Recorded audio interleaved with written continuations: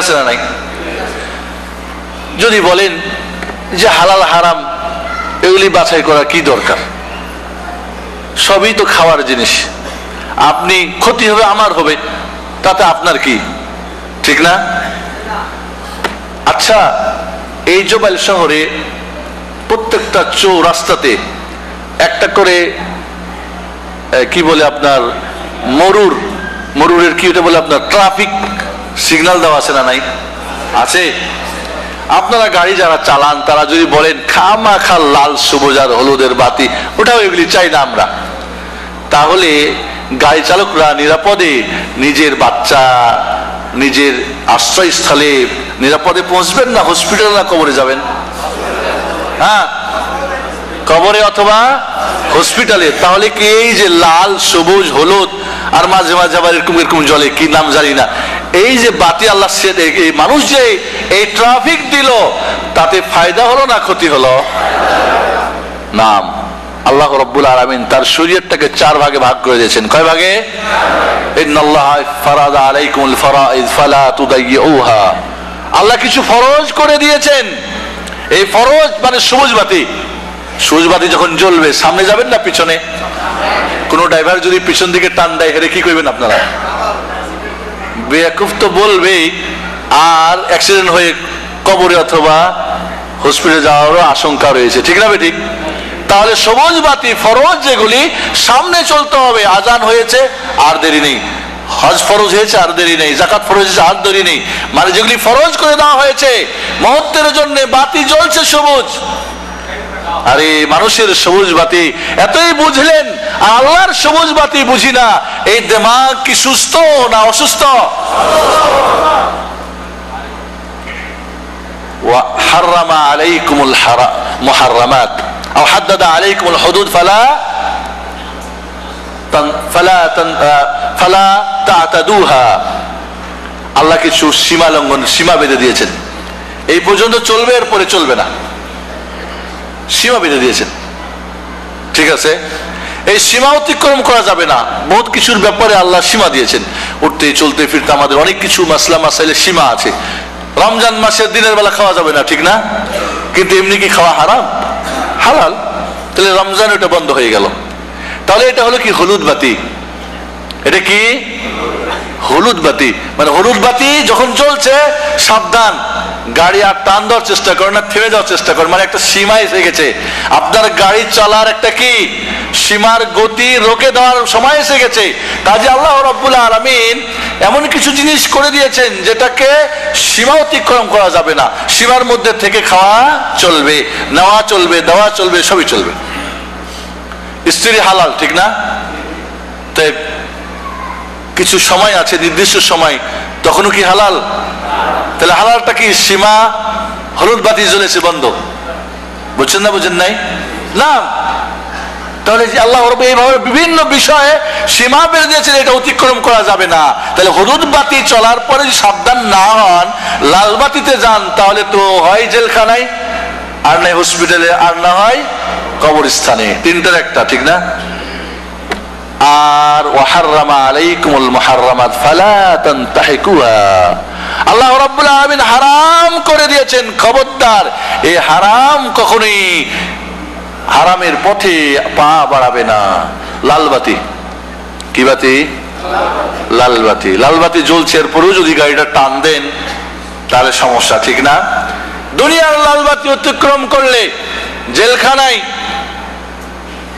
অথবা হসপিটালে বা কবরস্থানে, কিন্তু আল্লাহর হারামের লাল বাতি যদি অতিক্রম করেন তাহলে কোথায় যাবেন? জাহান্নামের আগুনে। যে জাহান্নামের আগুন দুনিয়ার আগুনের চাইতে 69 গুণ আরো বেশি তাপ, মানে 70 গুণ তাপ হবে। কুল্লামা নাদিজাত জুলুদুহুম বাদদাল্লাহুম জুলুদান গায়রাহা লিয়াযুকুল আযাব। হাসান বসরি রাহিমাহুল্লাহ বলেন, যেহেতু এই আগুনের তাপ 70 গুণ, ঠিক না? এক এক দিনে এই চামড়া কত হাত, কত গজ মোটা হবে চামড়া? 60 না 70? 70 গজ। এই 70 গজ, এক এক গজের জন্য একটা পাওয়ার। তাহলে যদি 70টা পাওয়ার একসঙ্গে কাজ করে, তাহলে উনি বলছেন হাসান বসরি রাহিমাহুল্লাহ, প্রতিদিনই একটা মানুষের এই চামড়াটা জাহান্নামে ৭০,০০০ বার পুড়বে এবং গড়বে। তাহলে আপনি দুনিয়ার লালবাতি অতিক্রম করতে ভয় পান, আর আল্লাহর লালবাতি অহরহ আপনি অতিক্রম করবেন, এটা কি কোনো বিবেকবানের কাজ হবে? না। আমি মনে করি আমার আলোচনা যদি স্টপ করে দিই যথেষ্ট।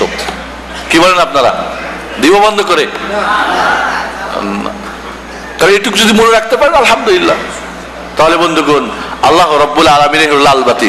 আর একটা হলো কি, যখন কোন সমস্যা থাকে না তখন একটা বাতি এরকম জ্বলে, ঠিক না? এর মানে ওয়াসাকাতান আশিয়া রাহমাতান আলাইকুম মিন গায়রি রিসয়ান ফালা তাসআলু আনহা আওলা ফালা তাবহাসু আনহা আও কামা ক্বালা আলাইহিস সালাতু ওয়াস সালাম। আর কিছু জিনিস আল্লাহ রাব্বুল হুকুম বর্ণনা করেন নাই, হালাল না হারাম কিছু বড় নাই, এগুলি তালাশ করো না। লেনদেন খাওয়া দাওয়ার ব্যাপার ইবাদতের ক্ষেত্র যদি না হয়, কারণ ইবাদতের মূল হলো কি, চলবে না চালাতে হলে দলিল লাগবে, আর ইবাদত ছাড়া অন্য সব চলবে, বন্ধ করতে হলে দলিল লাগবে। বোঝা গেছে না? নাই, এটা একটা নীতিমালা মনে রাখেন। ইবাদতের ক্ষেত্রে চলবে না, এটা হলো আসল মূল। চালাতে হলে কি লাগবে? কোরআন সুন্নাহর দলিল লাগবে। আর ইবাদত ছাড়া অন্য যত লেনদেন, উঠা বসা, বিয়ে শাদী, খাওয়া দাওয়া, চাকরি বাকরি, ব্যবসা বাণিজ্য ইত্যাদি যত কিছু সব চলবে, না চালাতে হলে, না করতে হলে কি করতে হবে? দলিল লাগবে। এই কথাটুকু আমরা বুঝেছি সবাই। কেন আজকে আমরা অর্থনীতি নিয়ে আলোচনা করব, এবং যদি সময় হয় লাস্টে আপনাদেরকে ইনশাআল্লাহ এই রুজি রুটি, এই রুজির কিছু চাবিকাঠি আছে, আপনি অবলম্বন করেন হালাল পন্থায়, আপনার প্রয়োজন যতটুকু আল্লাহ দিবেন, আপনাকে মাহরুম করবেন না। আরো কয়েকটা মূলনীতি ভুলে গেছিলাম, কারণ সময় কম মনে হচ্ছে তাই আগাতে চাচ্ছিলাম। আরো কিছু মূলনীতি, যেটা আপনার রিজিক যেটা লিখে দেওয়া হয়েছে, আপনি মৃত্যুর আগে আপনার কাছে আসবেই আসবে। বুঝে আসছে না? আসে নাই? এই রিজিক লিখে দিয়েছেন আল্লাহ আপনার মার গর্ভে, যখন আপনি 4 মাস বয়স, যখন রূহ ফুঁকে দিয়েছে, 4টা জিনিস লিখেছে, তার মধ্যে একটা কি? রিজিক লিখে দিয়েছেন আল্লাহ। কতটুক, এর নিয়ম কি, পদ্ধতি কি, কোথায়, শিক্ষার মাধ্যমে না কাজের মাধ্যমে, এটা ব্যবসা করে না বাণিজ্য করে, না এটা শিল্পে না কারখানা, না কি সব সৌদি আরবের জোবাইলে না আসায় না কোথায় না লন্ডনে, সব আল্লাহ লিখে দেওয়া। বোঝা গেছে না? নাই, সব আপনার রিজিক যেটুকু লিখে দেওয়া হয়েছে সেটুক আপনার আসবেই, আপনার মৃত্যুর আগে পূর্ণ হবেই। এই মূলনীতিটাও বুঝে আসছে তো? লাস্ট আর একটা মূলনীতি মনে রাখতে হবে আমাদেরকে, সেটা হলো যে আল্লাহ রাব্বুল আলামিন হালাল এবং হারাম বানালেন। হালাল সারা পৃথিবীর মানুষের জন্য যথেষ্ট। বুঝে আসছে? আল্লাহ যে হারাম বলবেন যে এত করলে কি আর পেট বাঁচবে, পূরণ হবে, এদিক ওদিক দুই দিক থেকেই নিতে হবে না। আল্লাহ যে হালাল দিয়েছেন অফুরন্ত দিয়েছেন। পৃথিবীর কোন মানুষ যদি বিন্দু পরিমাণে হারাম ভক্ষণ না করে, হারাম পথ না ধরে, তবু তার জীবন কি হবে না, নাশ হবে না। আল্লাহর দেওয়া হালাল নিয়মে হালাল জিনিস খেয়ে সবার জন্য যথেষ্ট আল্লাহ সৃষ্টি করেছেন। বলেন সুবহানাল্লাহ। মানে হালাল যথেষ্ট, হারাম বিন্দু পরিমাণে আমাদের প্রয়োজন নেই। হালাল জিনিস হালাল তরিকায় পন্থায়, এটাই সবার জন্য যথেষ্ট। মুসলিম, কাফের, হিন্দু, বৌদ্ধ, খ্রিস্টান সবার জন্য আল্লাহ যথেষ্ট করেছেন। এবং একটা জিনিস বুঝেন, প্রত্যেকটা জিনিসের কিন্তু 2 রকম মূল্য হয়। একটা মূল্য হয় চাহিদা মূল্য, আর একটা মূল্য হয় ক্রয় বিক্রয় মূল্য। বুঝছেন না? বুঝেন নাই? লবণের চাহিদা বেশি না স্বর্ণের চাহিদা বেশি? লবণের চাহিদার দিক থেকে মূল্য বেশি। লবণ আর স্বর্ণ কি দুনিয়ায় সমান সমান? লবণ যখন সবার দরকার, ধনী গরিব, নারী পুরুষ, ছোট বড়, আরব অনারব, তখন সবার কাছে আছে, ঠিক না? পানির প্রয়োজন, তাই পানির সবার কাছে আছে, ঠিক না? অপরন্তু এর অঢেল আল্লাহ ব্যবস্থা করেছেন।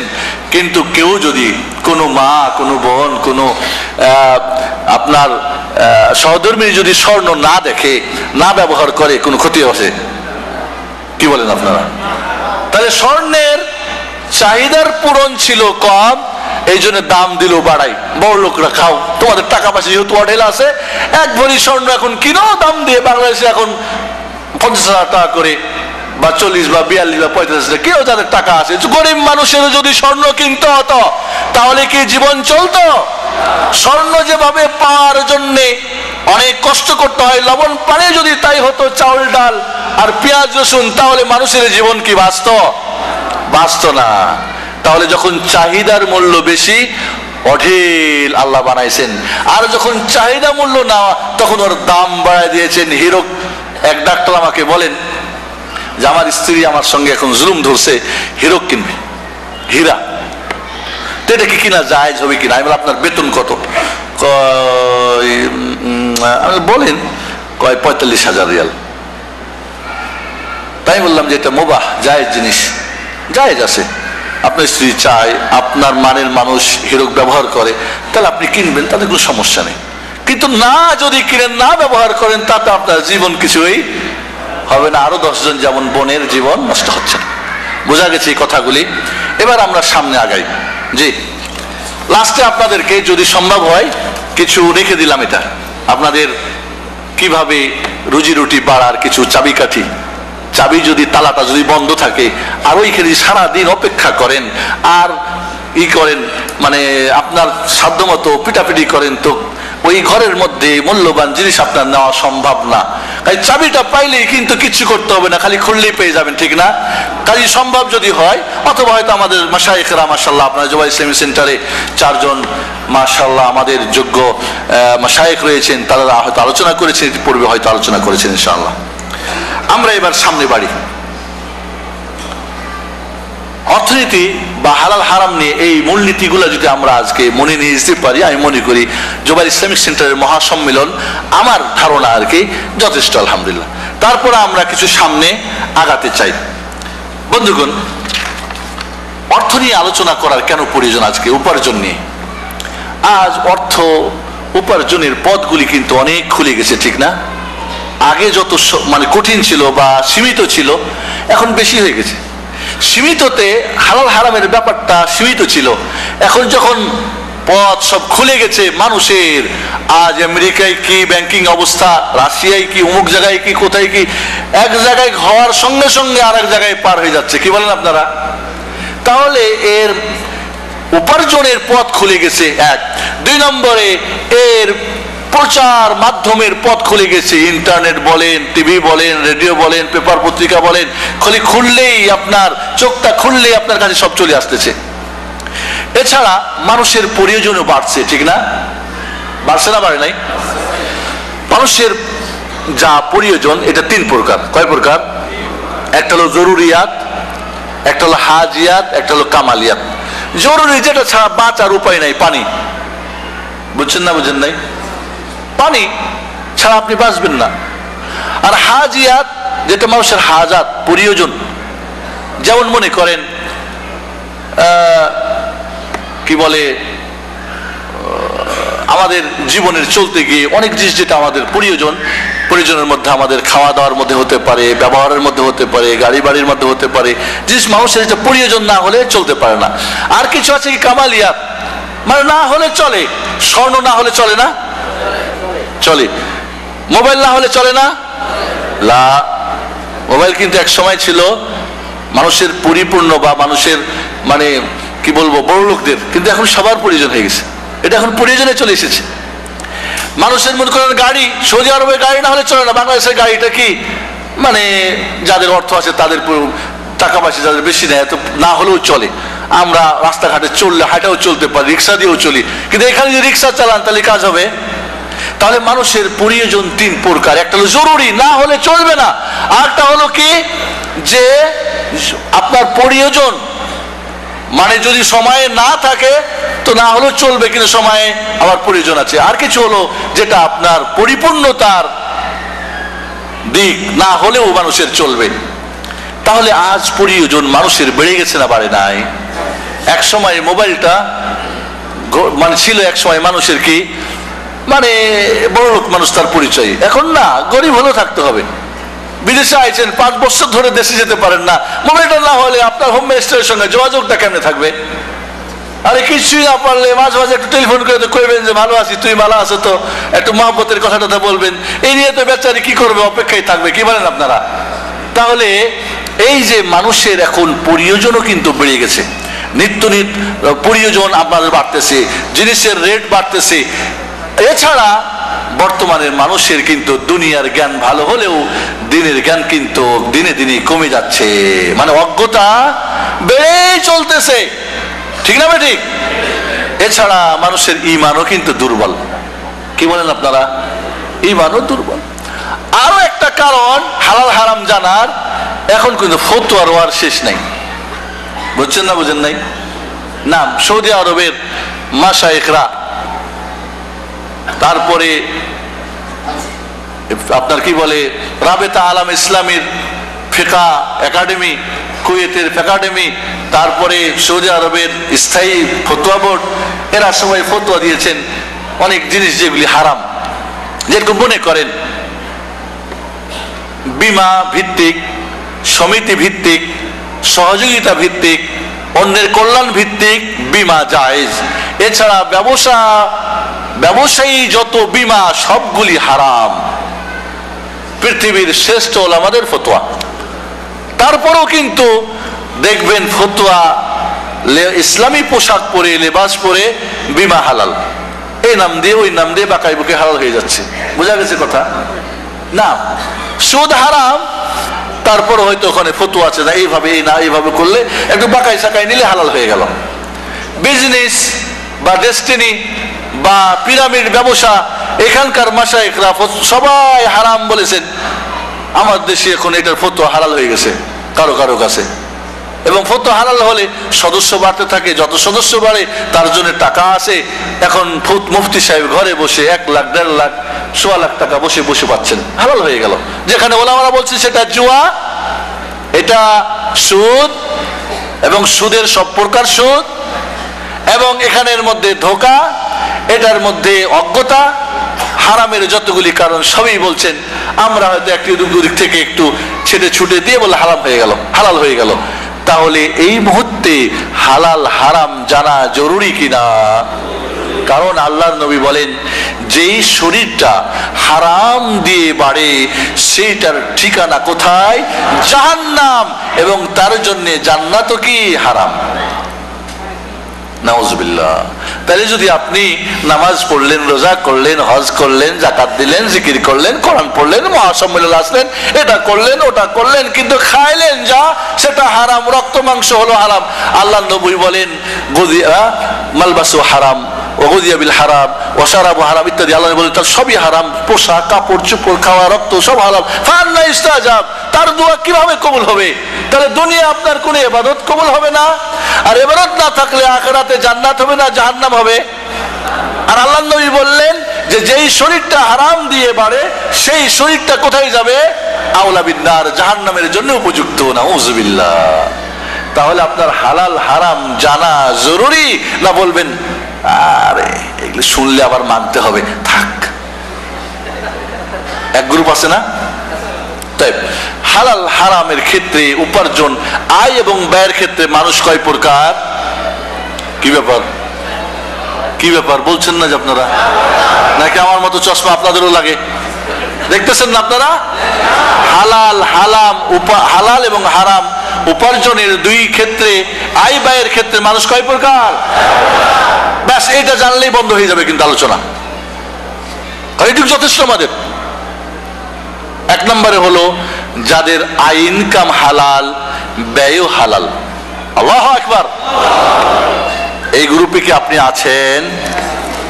চোখ বন্ধ করেন, 10 গুনবো, নিজেকে জিজ্ঞেস করবেন কোন গ্রুপে, এই গ্রুপে আছেন কিনা। 1 2 3 4 5 6 7 8 9 10। যার আয় হালাল, ব্যয়ও হালাল। যদি আপনি এই গ্রুপে থাকেন, ফাহলান সাহলান মারহাবা ফিদ দুনিয়া ওয়াল আখিরাহ, লাকা সাআদাতু ফিদ দুনিয়া ওয়াল আখিরাহ। আপনার শান্তি। মনে রাখবেন, হারামে আরাম নাই। হারামে কি নাই? আরাম নাই। পাপে শান্তি নাই। মনে থাকবে? হারামে আরাম নাই, যতই হোক মাফি। আর কি বললাম, পাপে শান্তি নাই। শান্তি চান? শান্তি চান না চান না? আরাম চান? তাহলে আরাম আর শান্তি যদি চান, তাহলে পাপ ত্যাগ করেন, হারাম ত্যাগ করেন। দেখবেন একবার খেয়ে আপনার শরীরে শক্তি হবে, আপনার কোনো অসুখ বিসুখ হবে না, পেট মোটাও হবে না, আপনার উল্টো পাল্টো হবে না ইনশাআল্লাহ। বোঝা গেছে না নাই? তাহলে এক প্রকার মানুষ যাদের উপার্জন হালাল এবং কি ব্যয় হারাম হালাল, কিয়ামতের মাঠে আল্লাহ রাব্বুল আলামিন 5টা প্রশ্ন করবেন। কয়টা? কোন বর্ণায় 4টার কথা আছে, তার মধ্যে প্রশ্ন 2টা হবে। 5টা যে হাদিসের আলোচনা, সেটা হলো মিন আইনা ইকতাসাবতা ওয়া ফীমা আনফাকত। ডান পথে, ডান হাতে না বাম হাতে? সাদা টাকা না কালো টাকা? আপনাদের কালো টাকার হিসাব বাংলাদেশে দেখছেন তো? সবারও দেখছেন, কিন্তু দুঃখ হলো যারা ধর্মের নামে ব্যবসা করে এদের কালো টাকার হিসাব হয় নাই, বড় আমার দুঃখ। বোঝা গেছে কথা? বোঝা গেছে না নাই? সবার হিসাব মোটামুটি হয়তো ওদের চোখে যেটা ধরা পড়ছে, কিন্তু ধর্মের নামে যারা খানকা খুলে ব্যবসা করে তাদের কি এই কালো টাকার হিসাবে লিস্টে নাম এসেছে? আসে নাই। এগুলি কালো টাকা না? কি বলেন আপনারা? এবার আমি মনে করি ধর্মের নামে ব্যবসা সবচেয়ে বড় কালো টাকা। সুদ, ঘুষ, জুয়া, জেনা, ব্যভিচার, হত্যা, যে কিছু করে যে উপার্জন হবে, এর যত জঘন্যতা হবে এর চেয়ে বেশি হবে কি ধর্মের নামে। পাপটা একই পাপ, অবস্থা ভেদে তার কি হয়, পাপ কম বেশ হয় না? হয় না? মনে করেন জেনা, নাউজুবিল্লাহ, কেউ যদি জেনা করে কোনো এক নারীর সঙ্গে, সাধারণ অচেনা বা বাইরের, তাহলে জেনার পাপ। বিবাহিত যদি হয়, যদি প্রমাণ হয় সাক্ষী দিয়ে সংসার করতে হবে, মেরে ফেলতে হবে পাথর মেরে, ইসলামের আইন। তবে বাংলাদেশে ফের বাংলা ভাই হয়ে যান না, কাউকে ধরে পেয়ে আবার পাথর মারা শুরু করেন না, খবরদার।